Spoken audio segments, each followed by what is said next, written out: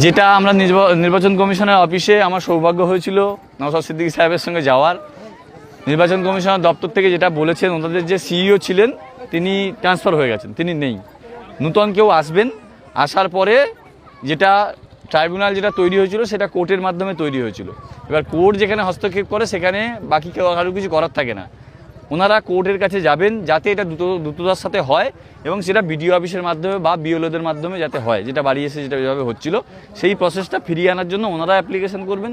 Plus আমাদের দলের যারা আইনজীবী আছেন, নওশাদ সিদ্দিকী সাহেবের যা আইনজীবী আছেন তিনিও কথাবার্তা বলছেন, খুব তাড়াতাড়ি আমরাও কোর্টে যাচ্ছি এই একই দাবি নিয়ে, যে আবার পুরনো যে সিস্টেম বিডিও অফিসে পাঠানো বা বিডিও অফিসের মাধ্যমে বিএলওদের মাধ্যমে আবার পুনরায় নূতন করে যাদের নাম বাদ গেছে তাদের পেপারসপত্র চেক করে বৈধ যারা তাদের নামগুলো তোলা হোক এবং সেটা খুব তাড়াতাড়ি আপনারা রেজাল্ট পাবেন। আমরা এটা প্রথম দিন কথা বলে যেটুকু বুঝেছি, আগামী দিনে যা হবে আমরা এসে বা আমরা এদের মাধ্যমে আপনাদেরকে জানিয়ে দেবো। তবে নিশ্চিন্ত থাকুন, যারা বৈধ ভোটার তাদের নাম না ওঠা পর্যন্ত আমরা চুপ করে বসে থাকবো না, কথা দিয়ে গেলাম। পঞ্চায়েত ভোটটা তোমরা বলবে, আমি কেন বলবো? বাকি যা আছে আগামী দিনে কুমারজল পঞ্চায়েত কিন্তু আমাদের চাই, সেই দায়িত্ব আপনাদের নিতে হবে, আমার মায়েদের দিদিদের বোনদের সেই দায়িত্ব নিতে হবে। ঠিক আছে, আগামী দিনে ভালো বলুন মা। আমি বলছি গত পরশু দিন আপনারা দেখেছেন কিনা জানা, কি প্রচণ্ড বৃষ্টির মধ্যে কিন্তু আমরা সারা দিন আমরা ভিজেছি, সেই সারাদিন না খাওয়া অবস্থায়।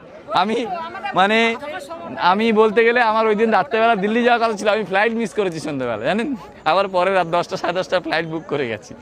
তো অসুবিধা নেই, আমরা বলছি প্রত্যেকটা বৈধ ভোটারের নাম না ওঠা পর্যন্ত আমরা লড়াই করব, নিশ্চিন্ত থাকুন। আপনার এই ছেলে, আপনার এই ভাই বা আমার বস নওশাদ সিদ্দিকী সাহেব লড়াই করবেন, এটুকু নিশ্চিন্ত থাকবেন।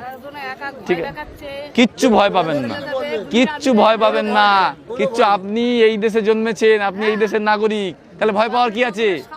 ভয় পাওয়ার কি আছে? আপনি এখানকার নাগরিক, ছোট থেকে আপনি জন্ম থেকে এখানে বড় হয়েছেন, তাহলে ভয় কিসে? কাকে ভয়? কাকে ভয়? ভয় তো ওই একজনকে পাবেন, ভয় ওপরওয়ালা একজনই আছেন, ভয় আমরা তাকেই পাই। আপনি আল্লাহ বলেন, আমি ভগবান বলি, ভয় ওই একজনকেই পাই, আমি ওই ভয় ওনাকেই পাই। তাহলে ভয় কাউকে পাবেন না। তৃণমূলের এই ভয় কাটিয়ে তৃণমূল বিদায় হয়ে গেল, মানুষ উল্টে দিল, তাহলে ভয় আর ভয় পেয়ে লাভ আছে?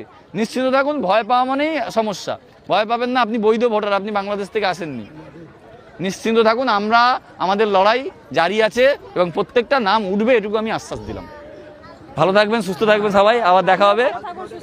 আসলাম।